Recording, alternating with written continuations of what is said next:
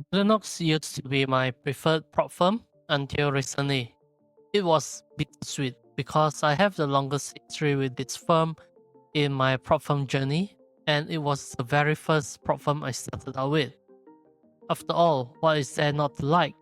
It has an end-of-day drawdown account, the ability to multi-prop, and a relatively lax set of rules, with the main one being a 40% consistency rule. However, this week, Bulenox introduced a few new rules that changed my preference for it. First off, it introduced a new rule that takes away the ability to multi-prop. The rule states that Bulenox will no longer allow copy trading between its account and other prop firms' account. You can still copy trade, but it is within Bulenox's own accounts. I usually use prop firms to copy trade among the multiple prop firms. Due to my trading style, I prefer end-of-day drawdown and using micros to control my risk. With this new rule to disallow copy trading against other prop firms, Bulenox's most appealing feature to me has now disappeared. To be honest, I have no idea how they can track whether you are copy trading between different prop firms. But if they are giving out rules like that, then I assume they probably can. The second rule that was introduced is the same sizing rule. If you use one mini when you are trading, you have to continue using the same size throughout your trading process as well. For me, this is quite absurd because I do not use fixed number of contracts as my mean of measuring risk.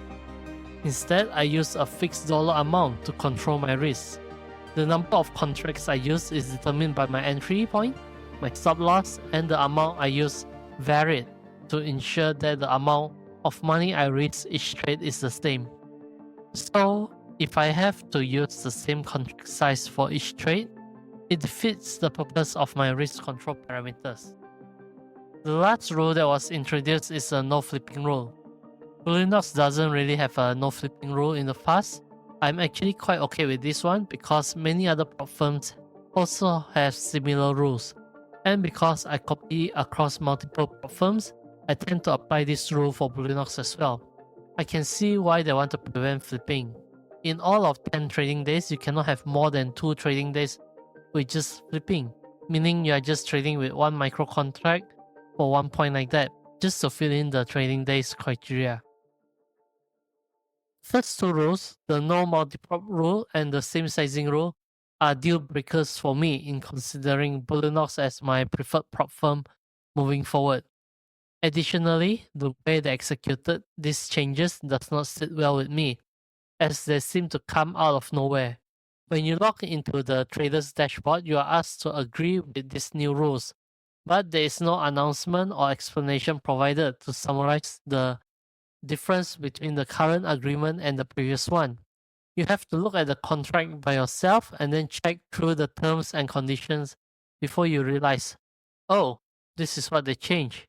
So yeah, I prefer they came out with more concise, just like maybe some announcement or an email saying that, okay, this is the current contract, this is what changed, and you have to agree with it if you want to continue on using Bulenox.